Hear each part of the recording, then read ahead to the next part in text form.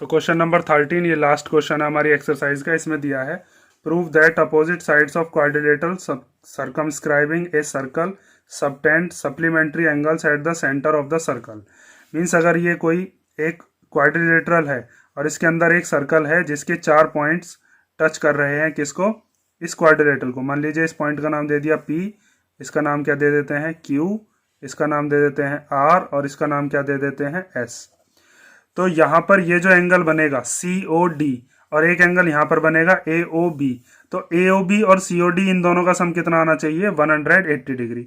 ऐसे इधर से एंगल बनेगा BOC, इधर से बनेगा AOD, उनका सम भी कितना आना चाहिए, 180 डिग्री। सप्लीमेंट्री मतलब 180। देखो फिगर कंप्लीट करके समझाता हूँ। जैसे फिगर है तो इसके अंदर हमको प्रूव करना है कि ये वाला जो एंगल है, एंगल COD और एंगल ये वाला, इसका नाम क्या है AOB, इन दोनों का सम कितना आना चाहिए, 180। अपोजिट साइड से जो क्वाड्रिलेटरल के एंगल बन रहे होंगे वो सप्लीमेंट्री होने चाहिए, ये क्वेश्चन में कह रहा है। उसी तरीके से ये वाला जो एंगल है, ये पूरा का पूरा एंगल, ये किसके साथ, इस वाले साथ AOD और BOC इन दोनों के साथ मिलाकर कितना आना चाहिए, सप्लीमेंट्री। मीन्स इन दोनों का सम भी 180 आना चाहिए। तो इसको कैसे करेंगे, बहुत सिंपल सा क्वेश्चन है ये भी। इसके लिए आपको पहले इस O से P को ज्वाइन कर देना है, Q को, R को और S को। उसके बाद इसके दो ट्राइंगल्स को कॉन्ग्रुएंट करेंगे और वहां पर हम कई सारे एंगल्स को मानकर फिर इसको हम प्रूव करेंगे। देखो कैसे बताना चाह रहा हूं कि सबसे पहले मान लीजिए आपने यहाँ पर इसको ज्वाइन कर दिया, ऐसे ही यहाँ पर इस R पॉइंट से भी O पॉइंट को कर दिया ज्वाइन। OS को ज्वाइन कर लेते हैं तो यहाँ से ये OS ज्वाइन हो जाएगा और इधर से हम OQ को ज्वाइन कर लेते हैं तो ये हमारे पास OQ ज्वाइन हो गया। उसके बाद यहाँ पर आपको दिख रहा होगा 8 एंगल बन गए, 1 2 3 4 5 6 7 8। इन एंगल्स के हम कुछ नाम दे देते हैं। मान लीजिए ऐसे इस एंगल का नाम दे दिया A, ये एंगल हो गया B, ये हो गया C, यहाँ पर D, ये E हो गया, ये F हो गया, ये G हो गया और ये H हो गया। ठीक है, अब इसके अंदर आपको क्या काम करना है, इस एंगल B और एंगल C को, इन दोनों को हम इक्वल लेके आते हैं या A और B को इक्वल लेके आते हैं। इनमें से हमारे पास जो जो एंगल्स हमारे पास इक्वल हो सकते हैं उनको हम इक्वल करते हैं और इक्वल करने के बाद फिर हम क्या करेंगे, जो जो एंगल्स हमको चाहिए उन एंगल्स को हम लेकर और इस ट्राइंगल को फिर कॉन्ग्रुएंट हम कॉन्ग्रुएंट करने के बाद, इस एंगल्स को इक्वल करने के बाद फिर हम इस चीज को प्रूव कर देंगे। तो ध्यान से देखो, अब हम पहले कौन कौन से ट्राइंगल ले रहे हैं। मान लीजिए मैं ये वाले दोनों ट्राइंगल ले रहा हूं क्योंकि यहाँ पर मुझे एक एक्सटर्नल पॉइंट दिख रहा है जहां से ये टेंजेंट हो जाएंगी CR और CQ इक्वल, OC क्या हो जाएगी कॉमन और OR किसके इक्वल हो जाएगी, OQ के। फिर B और C दोनों एंगल्स कैसे हो जाएंगे, इक्वल। जब B और C एंगल इक्वल हो जाएंगे इसी तरीके से D और E हो जाएंगे, F और G भी हो जाएंगे, H और A भी हो जाएंगे। उसके बाद हमें जो जो एंगल चाहिए उसको हम निकाल देंगे। तो देखो सबसे पहले इसका हम गिवन और टू प्रूव लिखते हैं, उसके बाद मैं आपको समझाता हूँ। ठीक है, तो ये चीज हमने लिख दी गिवन। प्रूव क्या करना है, ये वाला जो एंगल है AOB, ये वाला और एंगल COD, इन दोनों का सम 180, इस वाले के इन दोनों का सम भी कितना, 180 डिग्री। उसके बाद हमने ज्वाइन कर लिया था OP, OQ, OR और OS, वो भी हमने यहाँ पर लिख दिया।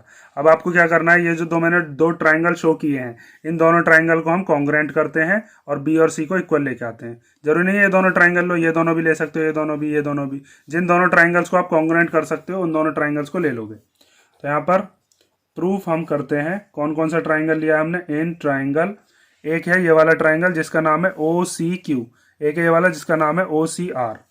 तो OCQ एंड ट्राइंगल OCR। तो इन दोनों ट्राइंगल्स में सबसे पहली चीज आप लिख सकते हो कि यहाँ पर OR और OQ कैसी होंगी, इक्वल। तो OQ इक्वल टू OR क्यों इक्वल होंगी, क्योंकि ये दोनों ही सर्कल की क्या है, रेडियाई। तो यहाँ पर लिखते हैं हम radii of the same circle. ठीक है, ये रेडियस है। उसके बाद OC क्या है दोनों ट्राइंगल्स में, कॉमन। तो OC इक्वल टू OC क्या हो गया, ये हो गया हमारे पास कॉमन साइड।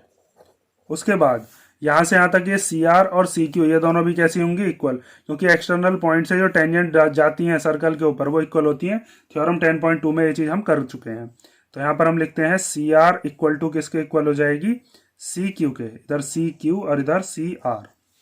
इसके आगे इसका रीजन लिख दोगे, length of tangents drawn from an external point of a circle are equal. ठीक है, ये हमने यहाँ पर इसकी थ्योरम लिख दी। ये थ्योरम क्या होती है, बाहर अगर एक्सटर्नल पॉइंट है तो इस एक्सटर्नल पॉइंट से ये दोनों टेंजेंट कैसी होती है, इक्वल, PQ PR के इक्वल। ऐसे यहाँ पर ये CR और CQ इक्वल हो गई।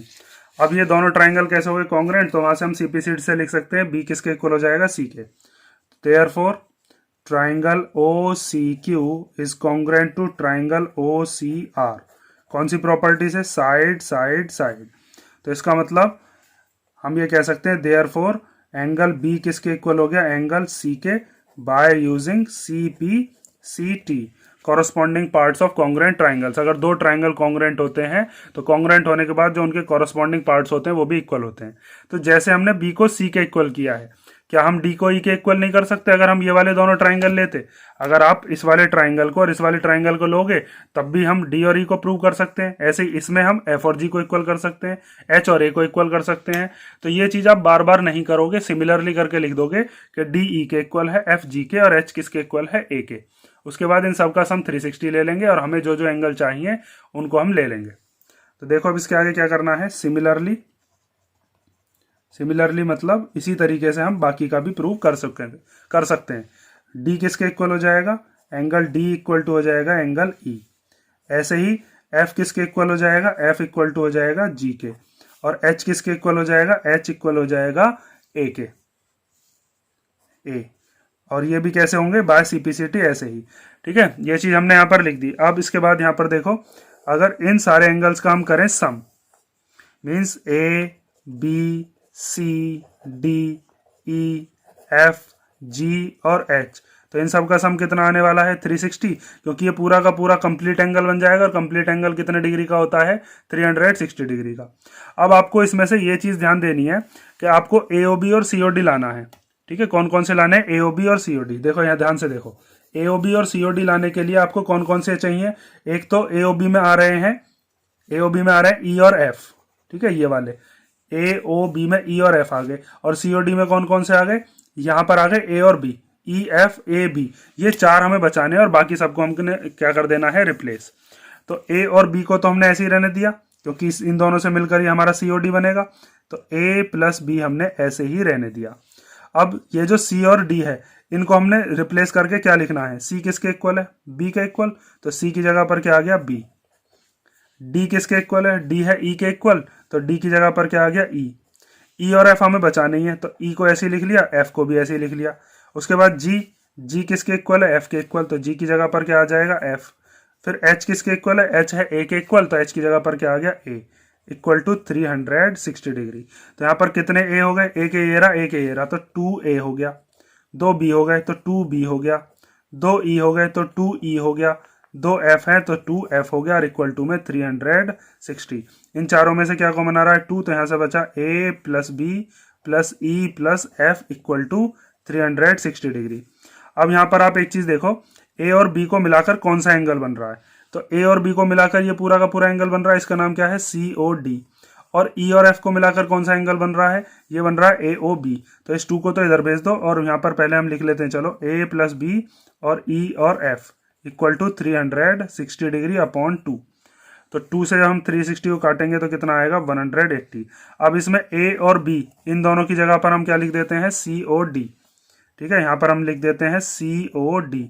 और E और F की जगह पर क्या लिख देते हैं हम, AOB। ये इधर लिख देता हूँ, प्लस में आगे पीछे करके लिख सकते हैं, कोई दिक्कत नहीं है इससे। Equal to 180 degree. तो ये जो पहली चीज थी ये तो हमारे पास प्रूव हो गई। AOB और COD का सम कितना, 180, वो यहाँ पर आ गया। AOB और COD का सम 180। इसी तरीके से क्या हम BOC और AOD भी ला सकते हैं, बिल्कुल ला सकते हैं। जैसे हमने यहाँ पर A, B, E और F को हमने बचाया है और बाकी सबको रिप्लेस कर दिया। इस बार हमको इसी वाली इक्वेशन में A, B, E और F को चेंज करके क्या क्या लेने हैं, बस C, D, H और G। तो सिमिलरली करके लिख दोगे, दोबारा उसको भी नहीं करोगे। सिमिलरली ये दोनों भी, इन दोनों का भी सम कितना होगा, 180 डिग्री। तो यहाँ पर हम लिख देते हैं similarly angle BOC plus angle EOD equal to कितना होगा, AOD और BOC का सम भी 180 डिग्री। और यहाँ पर इसके बाद लिख देंगे हैंस प्रूव्ड। ठीक है, ये चीज समझ गए ना जो मैंने यहाँ पर बताई है। जैसे यहाँ पर हमने A, B, E और F में चेंज कर लिया था पूरे को, क्योंकि हमें A, B, E, F चाहिए थे इन दोनों को अपोजिट एंगल्स को लेने के लिए।